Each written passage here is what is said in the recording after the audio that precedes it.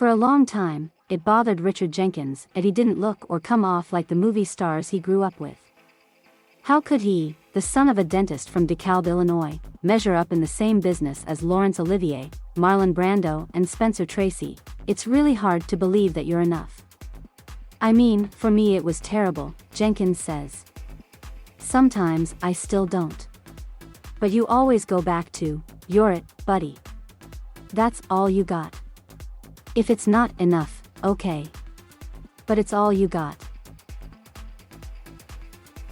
It's appropriate that at the center of a film called The Humans is Jenkins, an everyman extraordinaire who has made a career of close to the bone, lived-in performances. The film, directed by Stephen Karam from his Tony-winning play, is a harrowing ensemble piece led by a typically humble yet tour-de-force performance by the 74-year-old Jenkins.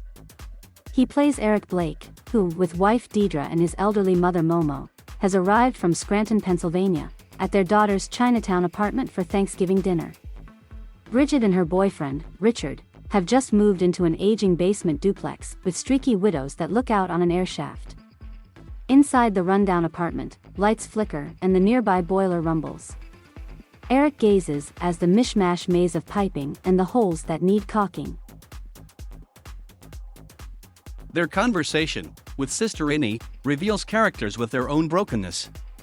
The Humans, which are 24 released Wednesday in theaters and that also airs on Showtime, throbs with the existential dread of a family just hanging on.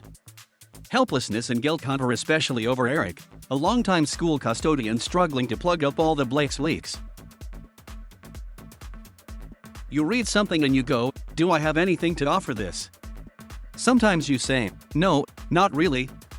That's somebody else, Jenkins said in a recent interview in a Central Park South hotel. But this one. I understood his response to things. When I watched it, I thought, God, that's pretty me. Karam makes his directorial debut with an adaptation of his Pulitzer Prize finalist One Act.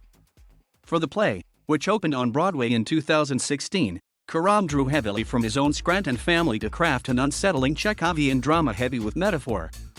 Living in pre-war apartments and passing under painted-over steel beams in subway stations that seemed to him like fossils, Karam felt in his own New York existence the haunting echoes of the past. You feel history. You feel lives lived, says Karam. For the film, Karam built an uncannily accurate replica of an apartment he once lived in, right down to the graffiti on the elevator.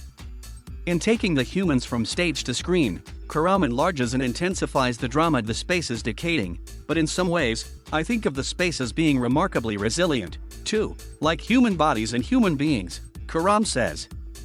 This family, for all of this struggle and strife and the breaking down of different aspects of their life, losing their girlfriend or their health or a mother, is holding on. I'm interested in how people keeping bringing a gallon of paint. Jenkins has lived in Providence, Rhode Island, with his wife, Sharon, for 52 years. They went expecting to stay a few years, but Jenkins became a company member of the Trinity Repertory Company for 14 years. Lived there. Started doing movies. Just stayed, says Jenkins. They had 2 children. Jenkins would take the train down to New York for auditions. He didn't start landing film and TV parts until he was 35. He was 60 when he got his first lead role in a film, John McCarthy's The Visitor. I always say that in this profession you're going to get your ass kicked either when you're young or when you're old, says Jenkins, smiling. It's better to get it over with. One bit of advice changed everything. Acting coach Harold Guskin, author of How to Stop Acting, told Jenkins, quit trying to hide who you are. I was unhappy with myself as an actor for forever, the way I was doing it. I thought I had to either change and figure it out or do something else, Jenkins says. It was boring me, and I thought if it's boring me, then the audience must be really thrilled. So that's what I've tried to do in the last 25 years. Sometimes it's more successful than others. Sometimes I see myself and go, why does anyone hire me? Then sometimes I go, that's okay.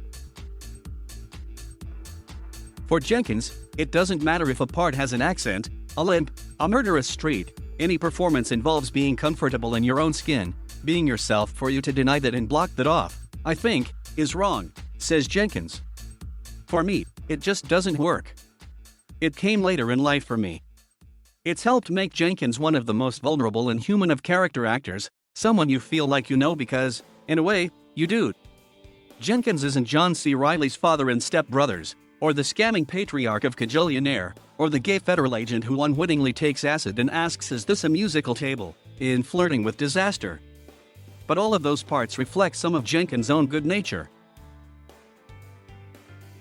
On The Humans, Karam went in expecting Jenkins might have the proud certainty of a veteran performer, only to find him curious, respectful, and generous. The understanding of this family was just so specific that I almost had to shut up and listen to Richard talk about his kids and his life and his understanding of the family, says Karam.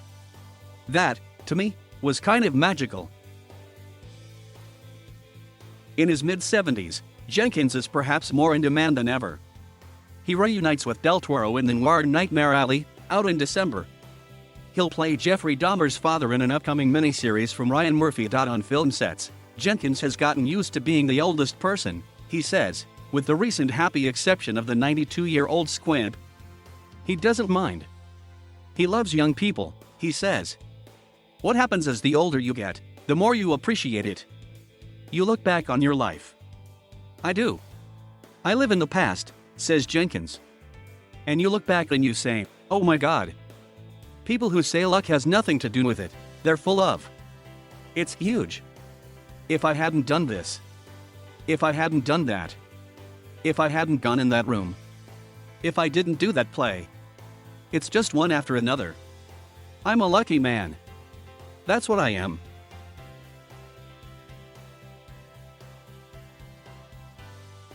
Thank you for watching. Please subscribe.